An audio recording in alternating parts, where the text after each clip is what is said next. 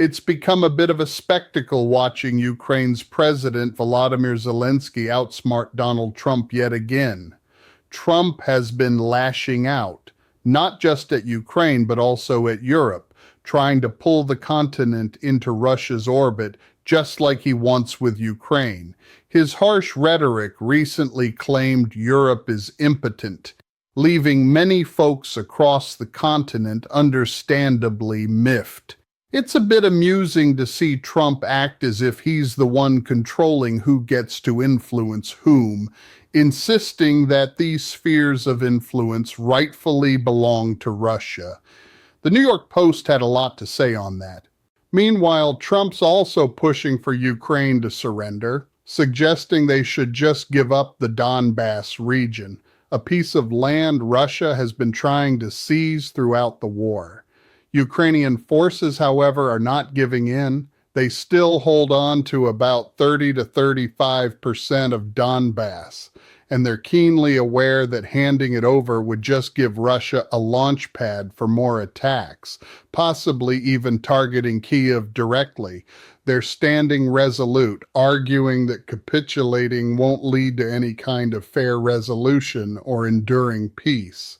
On Zelensky's end, he recently zipped over to London for a crucial meeting with influential leaders like French President Emmanuel Macron, UK Prime Minister Keir Starmer, and German Chancellor Friedrich Merz.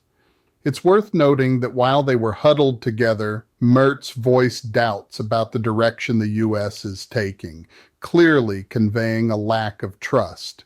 Both Starmer and Macron backed him up, emphasizing that their priority is achieving a just and lasting peace, flat out rejecting the nonsensical approach the U.S. seems to be advocating.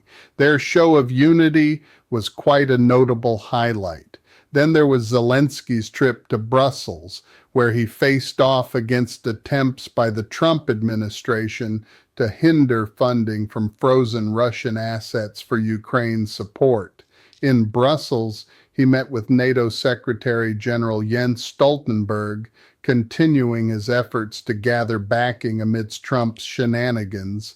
It's really a strategic chess game, and Zelenskyy is maneuvering with impressive skill. While President Antonio Costa was having a productive chat with Ursula von der Leyen, the president of the European Commission, Trump was holding forth at the White House.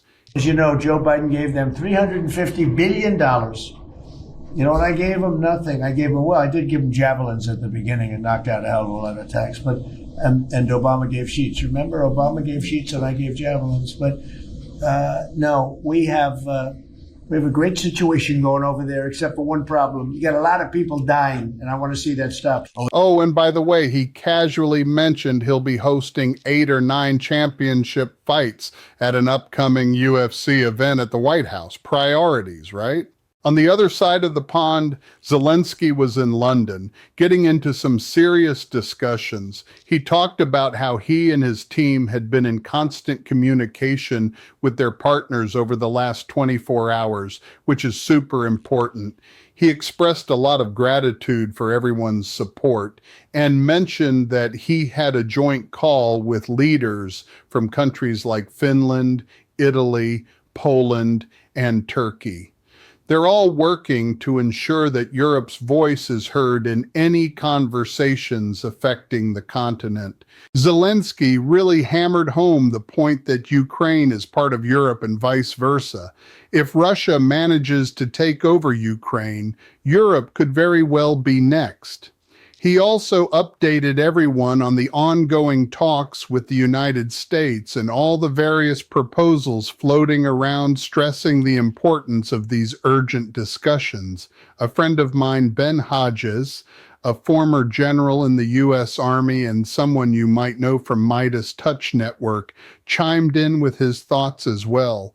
It really feels like everyone needs to pull together right now. And there's a lot happening with the situation in Ukraine and its regions. The Russians are pretty clear about wanting Donbass, but it doesn't stop there. Their eyes are also on Kyiv as part of their future plans. To counter this, it's crucial for all involved to come together and work out the details. Everything from creating a peace framework, ensuring security guarantees, to planning for Ukraine's recovery after the war. Recently, discussions have really focused on continuing support for Ukraine. It's all about boosting air defense, contributing to the Porel initiative, and making sure there's energy assistance. All of this is becoming absolutely essential as Ukraine tries to hold its ground against Russia's continuous attacks. Every day there are drone strikes and ballistic missiles hitting different parts of Ukraine. It's a tough situation to say the least. At recent meetings in Brussels, the focus was on these ongoing attacks, and there was a lot of discussion, especially with Donald Trump entering the fray. He's been pushing the idea that Ukraine should just give up Donbass no matter the cost. According to Politico, the peace talks between the United States and Ukraine are struggling over a big sticking point, convincing Ukraine to surrender territories that Russia has been desperately trying to take. One anonymous European official provided some insight, mentioning that while Russia craves those territories, American officials are scratching their heads, trying to figure out how to make that transfer happen. Meanwhile, Ukraine is holding its ground, insisting that any peace deal needs to maintain the current borders, where they're still controlling around 30% of Donbass. The pressure from Russia is relentless, with them pushing Kyiv to bend. On the flip side, America seems to be nudging Ukraine towards some kind of quick agreement. As for Trump, he's clearly getting impatient with Ukraine. It's likely he understands that if Ukraine gives up that remaining 30% of the Donetsk region, which holds some pretty key cities with populations over 100,000, it could just pave the way for Russia to push deeper into other areas. Back in August, President Zelenskyy highlighted that navigating this situation will require a great deal of resilience and strategy as it unfolds. Over the past 4 years, Russia has been making significant efforts to fully occupy Donbass, putting American mediation in a vital place. Right now, it feels like the U.S. is leaning a bit too heavily toward the Russians. It's amusing to note that Trump keeps bringing up Russia. His affection for it is pretty apparent, and it almost seems like he's aiming to be Putin's favorite ally. Now shifting back to the diplomatic scene, an interesting meeting took place with Germany's Chancellor, the UK Prime Minister, and the French President. And that's why we need to make some important decisions. I'm skeptical about some of the details which we are seeing in the documents coming from US side, but we have to talk about that. That's why we are here. I think we have a lot of cards in our hands. The financing and the furniture of equipment and training programs to Ukraine, the fact that Ukraine is resisting in this war, and the fact that the Russian economy is starting to suffer, especially after our latest sanctions and the US sanctions. And now I think the main issue is a convergence between our common positions, Europeans and Ukrainians, and the US to finalize these peace negotiations. We stand with Ukraine. And if there's to be a ceasefire, it needs to be a just and lasting ceasefire. And that's why it's so important that we repeatedly set out against forward matters about Ukraine for Ukraine. Now, it's pretty shocking what Donald Trump said the other day at that peculiar event at the Kennedy Center. He expressed disappointment that President Zelenskyy hadn't checked out this proposal about surrendering Donbass. But here's the twist. Zelenskyy is fully aware of what's in that proposal and knows it would be disastrous for Ukraine. Agreeing to it would essentially mean losing all of Ukraine. Trump seems to think he's got some clever trick up his sleeve to outsmart Zelenskyy. it's pretty clear he's trying to push for that surrender. On top of that, there's quite a bit of pressure coming from Trump's team toward Brussels, particularly Belgium, about those frozen Russian funds.